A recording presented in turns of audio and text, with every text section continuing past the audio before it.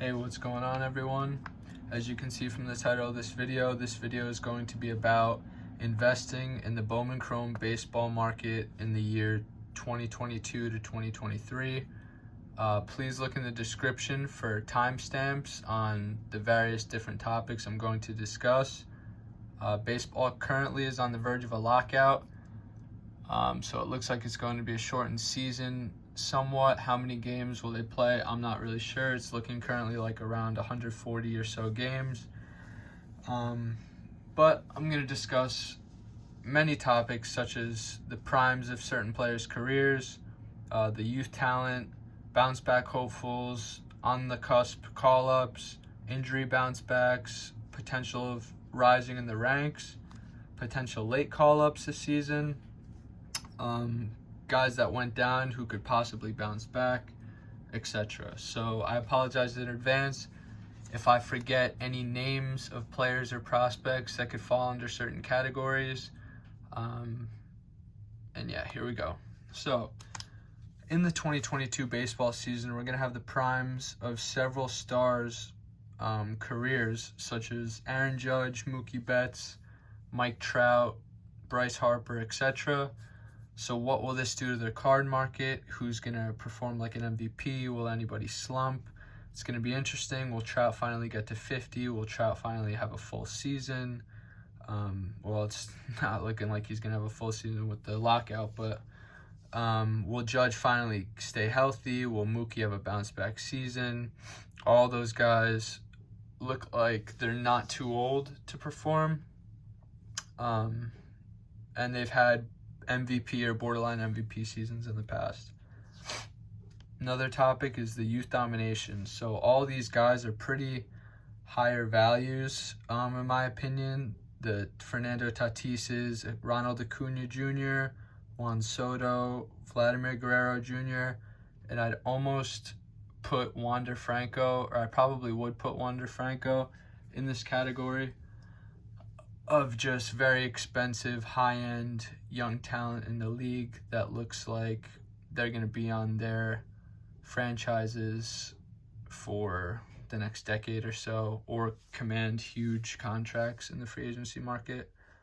There's also lesser youth talent who have had maybe all-star, borderline all-star seasons, who are somewhat young, such as a Bo Bichette or Rafael Devers, who they don't sell like the big guys, but maybe if they won an MVP or had a little bit better seasons, they could start breaking through into that discussion. Then you've got the angle of bounceback hopefuls that were formerly very high-ranked prospects. So I would think if you wanted to invest this way, my first thoughts would be like the Joe Adells of the world or the Jared Kelnicks, guys who slumped in the majors but pretty much mashed in the minor leagues, and demanded a very high top 10 prospect rating. Then you've got the investment angle of guys that are on the verge of getting called up.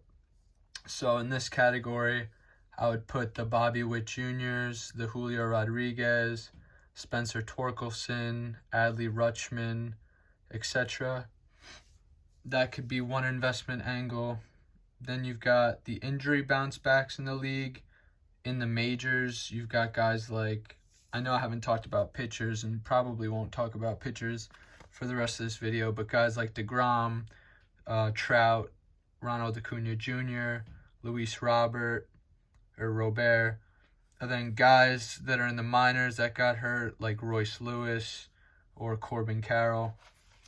And then you've got the angle of younger players in the minors right now who are in the prospect top 100, who could rise in the ranks this year, but they aren't necessarily ready for a major league call-up yet. So in this category, I would put the Robert Hassels, Aurelvis Martinez, Jordan Walker, Zach Veen, Noelvi Marte, Marco Luciano, Diego Cartaya, Tyler Soderstrom, just to name a few.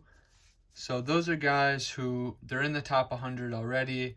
They're 19 to 21-ish, 19 or 20 years old right now, so they're probably not going to get the call this year.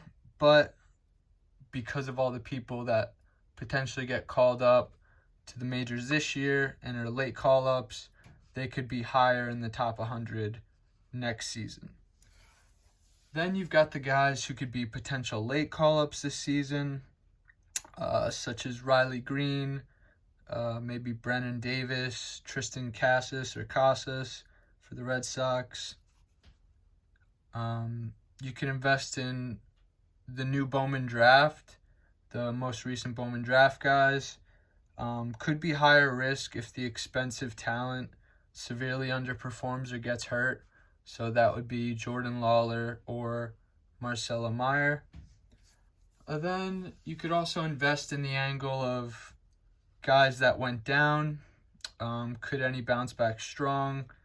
This would be value-wise like Jason Dominguez, performance-wise, or another value-wise guy, Austin Martin, because of his organization and because of his lack of power, and performance-wise on guys like, say, Eric Pena, who had a very bad hitting season last year.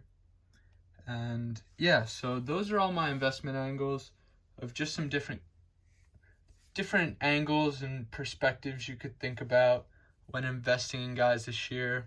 The markets for Bowman Chrome is so expensive and so hot, so be very careful with your money. I don't personally recommend any particular player or anything like that. Invest at your own risk, do research, and buy what you like. So thank you guys for watching this video. Hope you can think about these different investment angles, do your own research, and have some fun with it. Thanks for watching. Bye.